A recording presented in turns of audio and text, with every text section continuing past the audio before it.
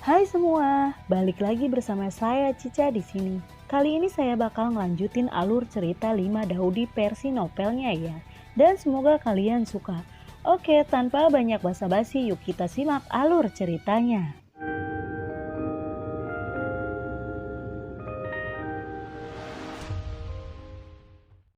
Di cerita sebelumnya, melihat Luo Wudi yang sedang marah dengan kejam, ekspresi Xiaoyan menjadi dingin. Memegang pedang panjang di tangannya, dia juga menyapa lawannya secara langsung. Di arena, kedua sosok itu bergegas menuju satu sama lain. Xiaoyan mengangkat pedang di tangannya dan menebas ke arah Luo Wudi. Wajah Luo Wudi berubah, dengan tombak emas di tangannya membanting lurus ke arah Xiaoyan dengan marah. Luo Wudi dan Xiaoyan saling berhadapan dengan pedang di tangan mereka. Dan retakan menyebar dari kaki keduanya. Bumi Gangyan, Xiaoyan berteriak dalam hatinya. Saat roh pendendam memasuki tanah, ledakan tiba-tiba terdengar di tanah. Dan aliran lumpur panas menyembur keluar dari celah di bawah kaki Luo Wudi. Luo Wudi terperangkap dan langsung ditelan oleh aliran lumpur panas. Saat dia ditelan oleh aliran lumpur panas, pedang dewa dan iblis mematahkan tombak cahaya keemasan secara langsung. Dan kemudian pedang dewa dan iblis dengan ganas menusuk tubuh Luo Wudi. Luo Wudi tertawa dan berkata, "Hahaha, Xiaoyan, aku baik-baik saja." Semua orang yang hadir terkejut. Setelah menderita banyak luka yang begitu serius, dia masih belum mati. Luo Wudi tiba-tiba berteriak, "Bunuh darah!" Saat teriakan Luo Wudi jatuh, telapak tangan Luo Wudi menyebar dan darah kental tiba-tiba berkumpul ke arahnya, terbentuk di tangannya. Terlebih lagi, saat darah roh jahat berkumpul semakin banyak, konsentrasi sel darah menjadi semakin kuat. Melihat ini, Xiaoyan terkejut tanpa ragu. Xiaoyan segera membuka domain api. Manik pembunuh domain dan bola api merah dengan cepat terbentuk di tangannya. Melihat Xiaoyan memadatkan bola api, Luo Wudi kemudian secara paksa mengambil darahnya dari luka di dadanya dan menyampurkannya ke dalam sel darah di tangannya. Sel darah itu juga membengkak dengan cepat dan roh jahat darah di dalamnya menjadi semakin kuat. Memegang sel darah di tangannya, Luo Wudi berteriak, "Bunuh darah!" Manik domain di tangan Xiaoyan juga melesat tanpa ragu. Puam, puam. Suara yang menghancurkan langit seperti guntur tiba-tiba bergema di arena. Darah kental dari roh jahat menyapu arena. Pada saat yang sama, dengan api yang mengerikan dan langsung menelan seluruh arena. Melihat adegan tragis ini di arena, semua orang di tribun terkejut. Apa yang terjadi pada kedua orang ini? Luo Wudi sudah terluka parah dan sepertinya dia tidak bisa lagi bertahan hidup. Yang lebih mereka khawatirkan adalah apakah Xiaoyan masih hidup. Setelah waktu yang lama, nyala api akhirnya menghilang perlahan. Keduanya tersebar di dua sudut arena. Keduanya memiliki luka di mana-mana, tergeletak di tanah. Tidak bergerak, tidak tahu apakah mereka hidup atau mati.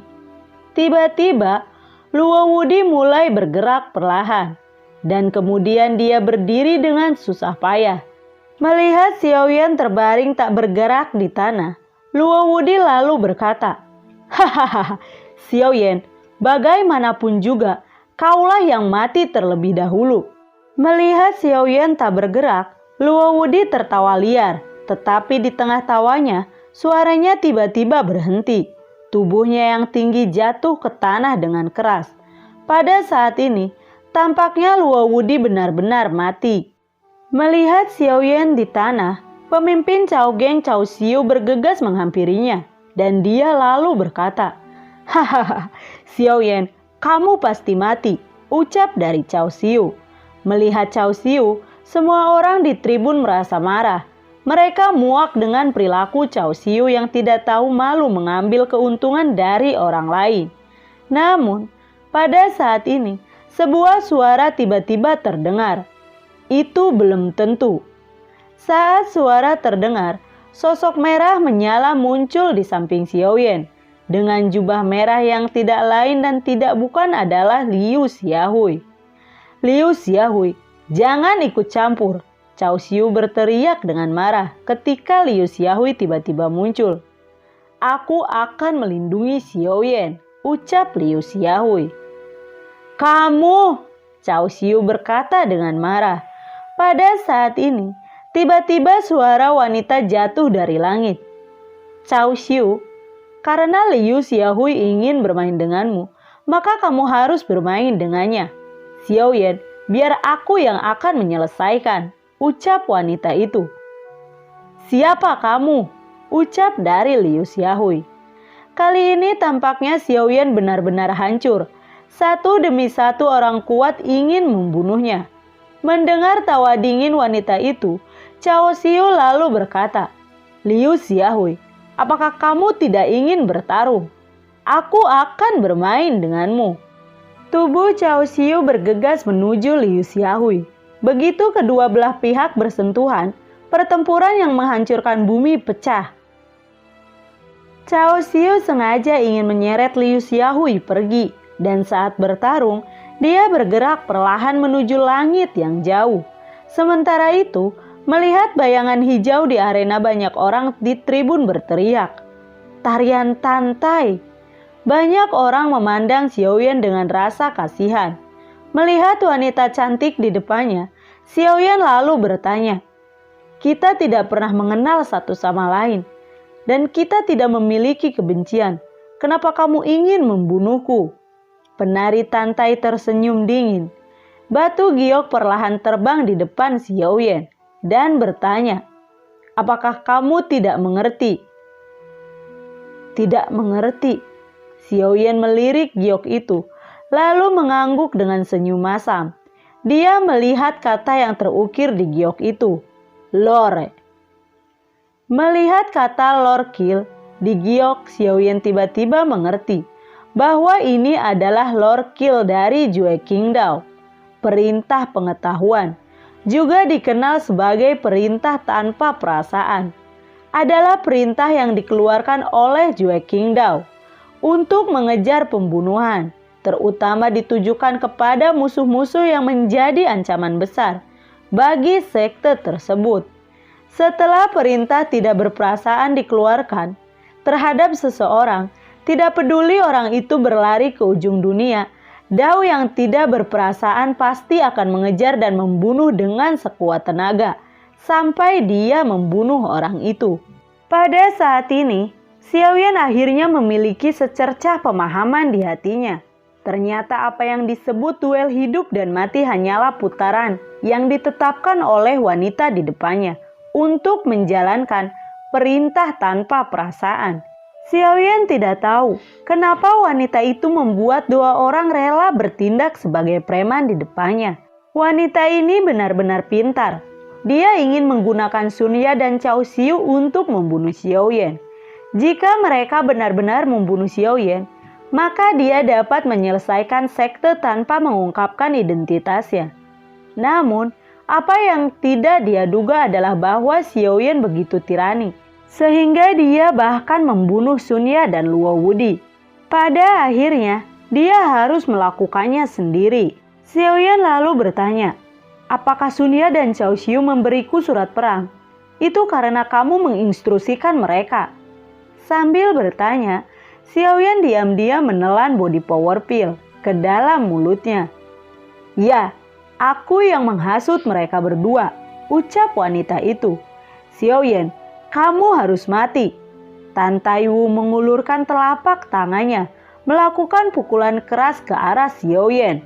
Seberkas cahaya putih terbang keluar dari telapak tangannya, dan kemudian sinar itu melilit tubuh Xiaoyan. Pada saat ini, Xiaoyan sudah sangat lemah, tidak bisa membebaskan diri sama sekali. Penari Tantai memegang seberkas cahaya dengan erat. Kemudian cahaya putih menyilaukan keluar dari telapak tangan kirinya, dan kemudian menembak jantung Xiaoyan. Melihat adegan ini, Xiaoyan lalu berteriak, "Jangan!" Jeritan tajam Xiao Ye tidak menghentikan langkah pedang cahaya itu. Bilah cahaya meluncur melalui kehampaan dan mengenai jantung Xiao Yan secara langsung.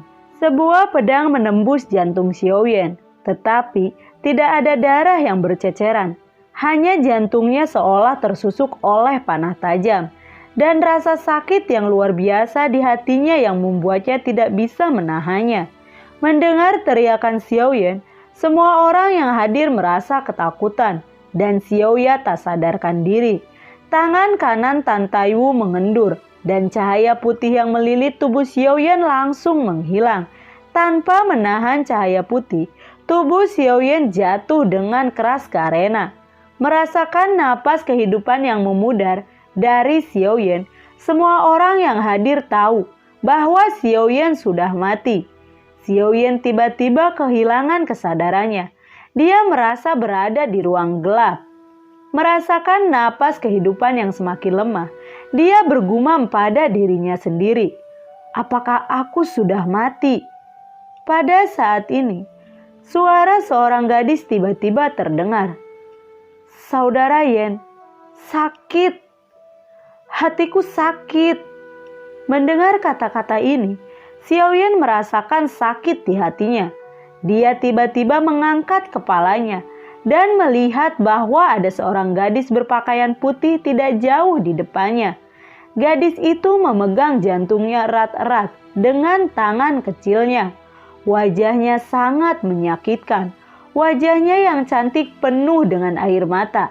Dia menatap Xiao Yan dan berbisik, Saudara Yan, itu menyakitkanku. Hatiku sakit. Bingxin, siapa yang benar-benar menyakitimu? Aku akan memintanya untuk menyelesaikan perbuatannya, ucap dari Xiao Yan. Kakak Yan, kenapa kamu tidak melindungi hatiku? Bingxin mengerang pelan sambil bersembunyi di pelukan Xiao Yan. Hatimu? Ya, hatimu telah diberikan kepadaku olehmu. Mendengar ini, Xiao Yan terdiam sejenak dan langsung teringat bahwa hatinya diberikan oleh Bingxin. Kakak Yan, berjanjilah padaku bahwa kamu harus melindungi hatiku setiap saat. Selama kamu tidak mati, hatiku tidak akan mati, maka Bingxin tidak akan mati juga. Bingxin akan selalu bersamamu, ucap dari Bingxin. Xiao Yan lalu berkata, aku berjanji padamu, mulai sekarang tidak ada yang akan menyakiti hatimu lagi. Siapapun yang menyakiti hatimu, aku akan membunuhnya. Ingat, tolong lindungi hatiku. Bingxin dengan lembut mendorong Xiao Yan sebelum perlahan menghilang di ruang gelap gulita.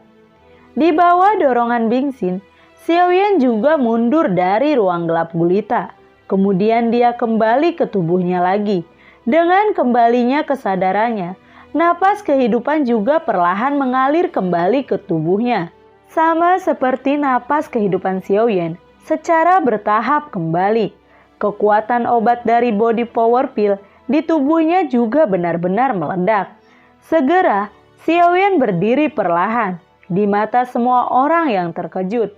Melihat Xiao Yan yang sudah mati, semua orang berseru, bagaimana ini mungkin? Xiao Yan bisa berdiri. Xiao Yan dibangkitkan lagi. Xiao Yan kembali dari kematian. Hari ini, semua orang telah menyaksikan keajaiban. Buam! Dengan suara keras, tiba-tiba sesosok jatuh ke tanah. Dan kemudian sosok berapi lainnya jatuh dari langit. Sosok merah menyala itu adalah Liu Xiaohui. Dan pria yang terbaring di tanah adalah Cao Xiu. Cao Xiu dikalahkan oleh Liu Xiaohui. Liu Xiaohui perlahan datang ke Xiao Yan dan berkata, Xiao Yan, kamu pergi dulu. Biarkan aku yang mengurusnya di sini. Mendengar ini, hati Xiao Yan tergerak. Namun, saat ini Liu Xiaohui terlihat sangat lemah. Aku sudah menandatangani surat perang ini. Ini masalah antara aku dan dia. Aku ingin menyelesaikannya sendiri. Kamu bisa segera beristirahat di tribun. Xiao Yan menepuk bahu Liu Xiaohui, lalu tersenyum tipis. Mendengar ini, Liu Xiaohui bergegas terbang ke tribun. Ketika Liu Xiaohui pergi, senyum Xiaoyan perlahan menghilang, menunjuk wanita cantik di depannya. Xiaoyan lalu berkata, "Tidak masalah jika kamu menyakiti hatiku, tapi kamu telah menghancurkan hati Bingxin. Karena itu, aku ingin kamu mati." Tan Tianwu lalu berkata, "Hahaha, ini benar-benar lucu. Kamu telah di ujung kematian. Omong kosong untuk bisa membunuhku," ucap dari Tan Tianwu. "Benarkah?" ucap dari Xiaoyan. Segera, gerakan tangan yang rumit dengan cepat mengembun di tangannya.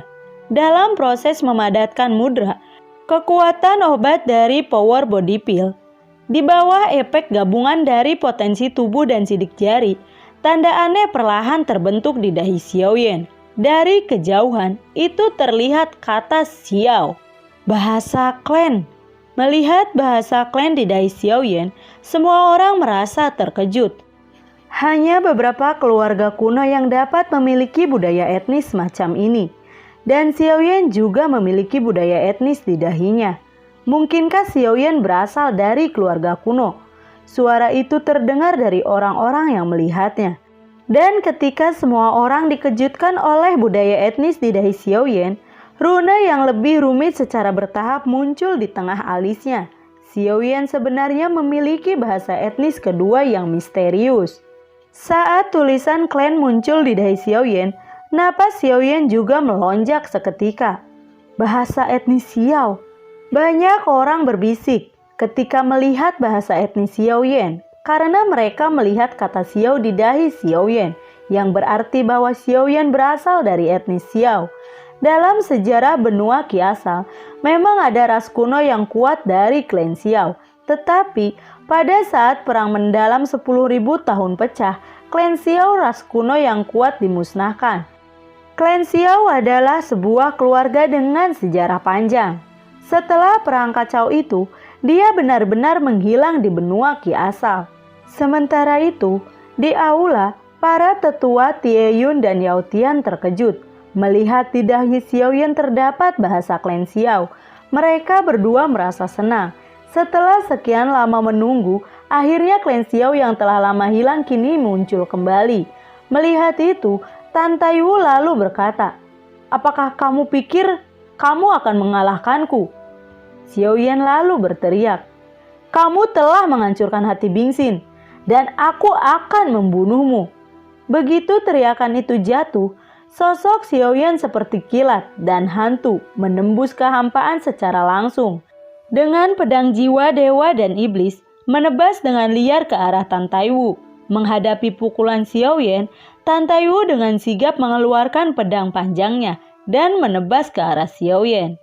Dengan suara keras, kedua pedang panjang itu bertarung bersama, dan gelombang cahaya besar menyapu keluar dari tempat mereka bertarung. Xiaoyan jatuh dengan keras ke tanah. Melihat Xiaoyan tergeletak di tanah, Tan Taiwu dengan memegang pedang panjangnya perlahan berjalan menuju Xiaoyan. Melihat Tan Taiwu semakin dekat, semua orang di tribun terlihat gugup, dan banyak dari mereka tidak ingin Xiaoyan mati. Melihat Xiaoyan yang mencoba berdiri di arena, Liu Xiaohui tiba-tiba merasakan lonjakan tekanan darah yang familiar di tubuh Xiaoyan dan berkata, Ini darah Tuhan." Merasakan tekanan darah yang semakin kuat di tubuh Xiaoyan, hati Liu Xiaohui sangat terkejut.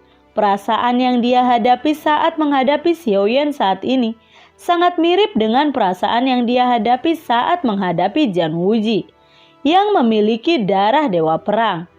Tepat ketika Liu Xiaohui merasakan darah tersembunyi di tubuh Xiaoyan, Xiaoyan tiba-tiba merasakan ada sesuatu yang berubah di tubuhnya. Kekuatan obat dari Body Power Pill di tubuhnya menyebabkan dia benar-benar meledak untuk ketiga kalinya.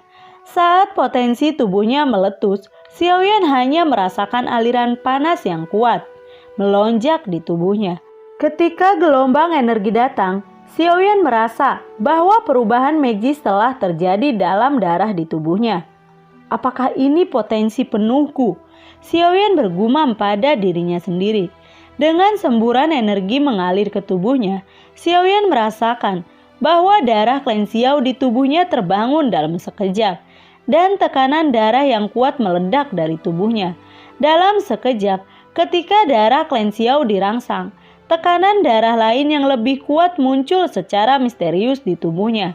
Tekanan darah misterius lebih kuat daripada darah Klan Xiao dan secara bertahap menutupi darah Klan Xiao. Xiaoyan tiba-tiba mengangkat kepalanya dan seberkas cahaya keemasan meledak dari Klan Xiao di dahinya. Tulisan Klan Xiao bersinar dengan cahaya keemasan dan terlihat jelas. Namun, setelah beberapa saat, prosa etnis yang rumit muncul di dahi Xiaoyan, secara bertahap menutupi prosa etnis Xiao sebelumnya. Literatur etnis kedua terus-menerus meledak, dan gambar serta teks di atasnya cukup misterius. Tak seorang pun di antara penonton tahu budaya etnis kuno ini, tapi ini memang bahasa etnis kedua Xiaoyan, bahasa etnis Dao kedua. Melihat bahasa etnis yang aneh di dahi Xiaoyan, semua orang di tribun merasa sangat terkejut. Hari ini, Xiaoyan telah mengejutkan semua orang. Aksara etnis Xiao di dahi Xiaoyan sudah cukup mengejutkan. Tanpa diduga, Xiaoyan sebenarnya memiliki dua budaya etnik. Xiaoyan akhirnya bisa berdiri, dan dia lalu berkata, "Kamu menghancurkan hati Bingxin, jadi aku ingin kamu mati." Xiaoyan menatap langsung ke arah Tan Taiwu dengan niat membunuh di matanya, dan nada suaranya membuat semua orang bergidik. Lalu, bagaimanakah kelanjutan ceritanya? Nantikan video Cica selanjutnya ya. Bagi kalian yang suka akan alur cerita yang Cica bawain, kalian bisa like, komen, share ke teman-teman kalian ya. Cica ucapin terima kasih juga buat kalian yang udah mensupport Cica lewat link Saweria di bawah kolom deskripsi. Dan semoga sehat selalu ya buat kalian. Cica mohon pamit dan assalamualaikum. Dadah.